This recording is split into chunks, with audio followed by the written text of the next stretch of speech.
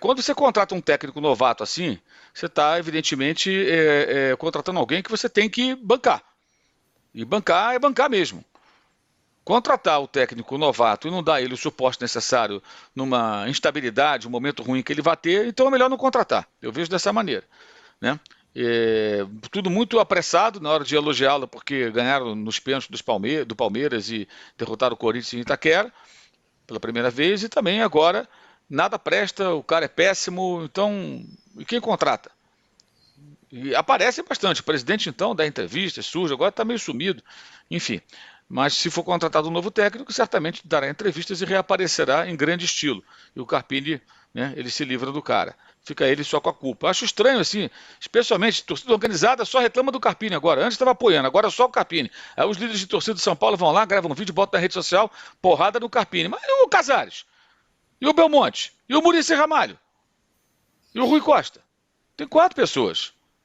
Eles são responsáveis pelo futebol do São Paulo. E eu acho que desse jogo de sábado tem um outro detalhe que a gente não pode ignorar: a força do Fortaleza. O Fortaleza não perde para o São Paulo, são 9 jogos e uma derrota, não é isso? Algo assim. É. É um retrospecto excelente e a gente tem que começar a se acostumar com uma nova realidade. O Fortaleza perdeu a Sul-Americana nos pênaltis, perdeu o título cearense nos pênaltis, mas veja bem, está sempre em final, né? Não é só no estadual. Final internacional, não corre risco de rebaixamento. O Fortaleza é adversário difícil para o Palmeiras. Não vai ser para o São Paulo? Vai ser para o São Paulo, para o Flamengo, para Atlético, ou qualquer um. Mudou o patamar. Se fosse o Fluminense, não, o Fluminense, não, é do Rio, independentemente do título da Libertadores, o resultado seria mais tolerável. Como é o Fortaleza, muita gente, como não ganhou do Fortaleza? Galera tem que se ligar que o Fortaleza não é mais o time do Nordeste que vem aqui ao Sul-Sudeste para apanhar. Vem não. Ele vem para ganhar, para empatar, para fazer jogo duro, para dificultar. Isso já mudou tem tempo. E eu acho que a gente aqui embaixo não está percebendo isso. Muita gente aqui na parte de baixo do mapa não percebeu isso. Tá? E mesmo tendo perdido o título estadual para o Ceará, eu não trocaria a condição de um com o outro. Não só pela divisão onde está, mas pelo potencial, pela possibilidade que tem de fazer mais coisas. Hoje, jogar com Fortaleza é muito mais difícil do que era no passado. E o resultado que aconteceu no sábado tem muitos desméritos do Fortaleza e do seu treinador, que suportou a pressão no primeiro tempo, quando o São Paulo foi até bem, né?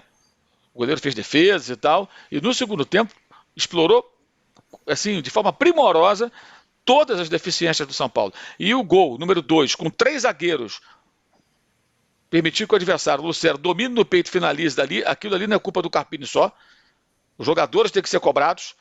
Lucero matou no peito, finalizou, belo gol, mas com uma liberdade, tem 3 zagueiros, gente. E o último gol, será que o Carpini mandou todo mundo avançar e largar a defesa daquele jeito? Vão pro ataque, amigos, libera tudo. Pô, pelo amor de Deus, gente. Peraí, o jogador dentro de campo tem que ter um mínimo de noção, senão é um videogame, cara. Os caras abandonaram a posição, foram pro ataque e lá ficaram. Ficaram, bate o escanteio e ficaram lá. Foram ficando, abandonaram a defesa. Acho que os jogadores também têm que ser questionados, né? O técnico tem a sua participação, mas tem mais gente aí no São Paulo que pode ser questionado. Mas o São Paulo pode pegar e trazer um sábado de aleluia eterno e malhar só um Judas só. Tem mais gente lá que poderia ser cobrada. Até porque os caras vão continuar. Os dirigentes vão continuar, os jogadores. Aí sai o técnico, aí vem um próximo. Aí tem que ser o quê? Um técnico escudo. Um Felipão, um Mano Menezes, que já está acostumado com um time grande, né? Já tem uma casca, uma couraça protetora para aguentar a porrada. E vai ficar nisso eternamente. O Trajano, eu vou fazer aquela pergunta que você adora. Qual é a hora da demissão do técnico? No caso do Carpini, o quê? Passou? Não chegou? O Arnaldo já demitiu o Carpini, né? O Arnaldo já falou tudo no passado. Não, o Carpini já era e tal. Essa coisa aí, não botaram. Eu acho que o Mauro falou. Pegaram um técnico jovem, apostaram, fizeram essa arruição aí, esse critério de escolha, mas no fundo não bancaram ele também. E se deixaram levar por esses dois feitos, logo de cara, quebrar a vitória do Itaquerão e a Supercopa. Aí acharam que estava tudo resolvido. Aí veio o dia a dia, a realidade. Agora, eu não sei também se ele se perdeu aos casos. Eu até não concordo muito, porque eu acho que ele fez 2 substituições que até melhoraram um pouco o São Paulo, quando o São Paulo era pior do que o Fortaleza. O que fez o gol, o André Silva e o Eric, que não entraram mal no jogo. E até aquele menino William.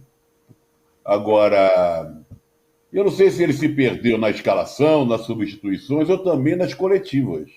Que ele mostrava uma fragilidade, uma personalidade ainda de técnico de time menor, não do técnico que dirige um time do tamanho do São Paulo. Eu acho que é favas contadas. E eu não sei, essa resposta eu não tenho. Mas no caso do Carpini, eu acho que já era. Você acha que já era também, Juca? Eu acho que está insustentável, né? Quando um treinador é chamado pelo estádio, não é apenas de burro, né? Mandaram ele tomar naquele lugar, né? Em coro. E era um coro forte, não era uma coisa assim, localizada num setor do estádio.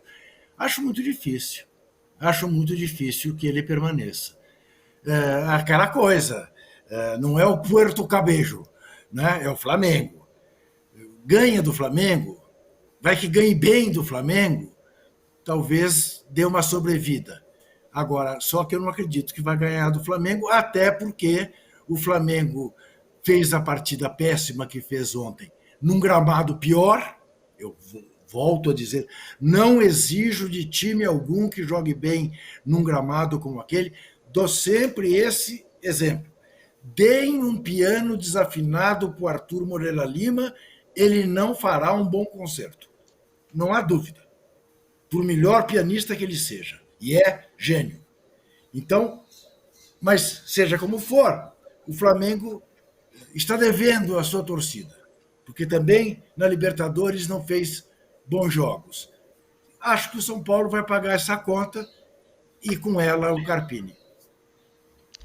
Arnaldo, oi, fala, Dentro, pode falar. Não, rapidinho, uma questão, o noticiário dos setoristas, de quem acompanha o São Paulo, ele indica para uma influência gigantesca do Muricy nas últimas atitudes do Carpini, no 3 zagueiros, na mais espaço para o Rames, inclusive desde a entrevista que o Muricy deu para vocês, inclusive e tal.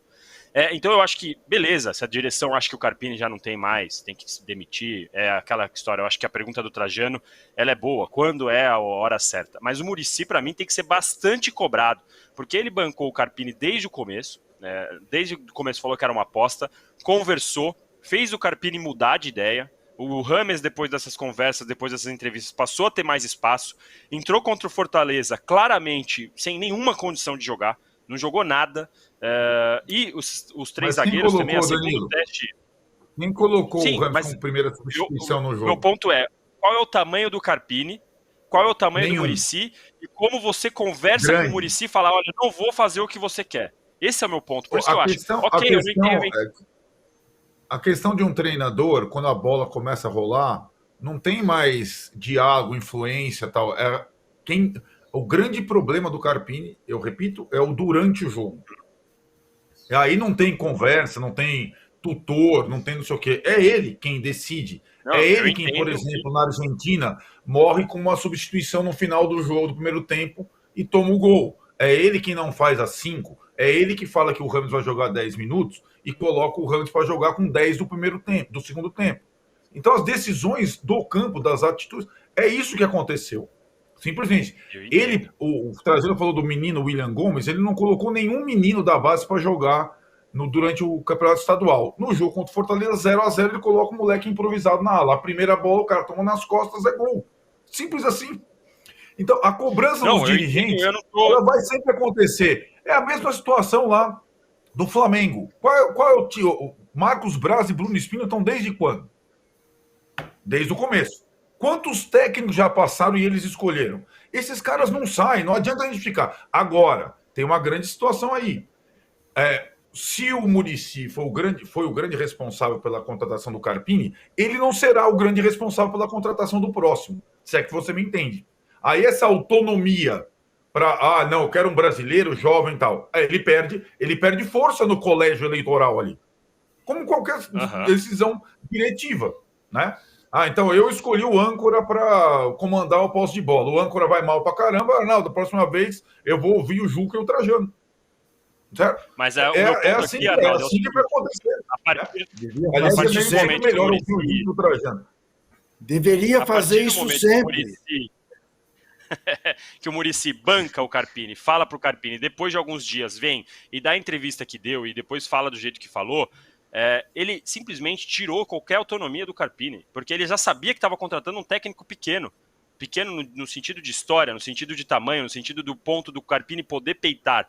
Não é qualquer um que vai chegar lá e falar não pro Muricy. Talvez, sei lá, o Mano, o Felipão, e olhe lá. Porque vai chegar no São Paulo com o Muricy, o que o Muricy falar vai ser feito. Então, assim, eu entendo, eu não estou tirando aqui os erros do Carpini, eu acho que, de fato, as substituições dele complicam bastante o São Paulo, quase sempre. Na questão do jogo da Libertadores, eu até entendo a decisão dele de não ter substituído, a gente até conversou disso no outro posse, mas eu acho que, em geral, ele tem alguns erros, mas o Muricy, a partir do momento do jeito que ele conduziu a situação, ele tirou totalmente a autonomia, e não adianta, o Carpini pode fazer o que quiser, mas ele tem como chefe dele o Muricy, que é o cara que tem esse tamanho, essa história, e que quer que ele faça outra coisa e já deixou isso público. Então eu acho que, assim, o Carpini errou, mas o Muricy também não ajudou em nada o Carpini no comando do São Paulo.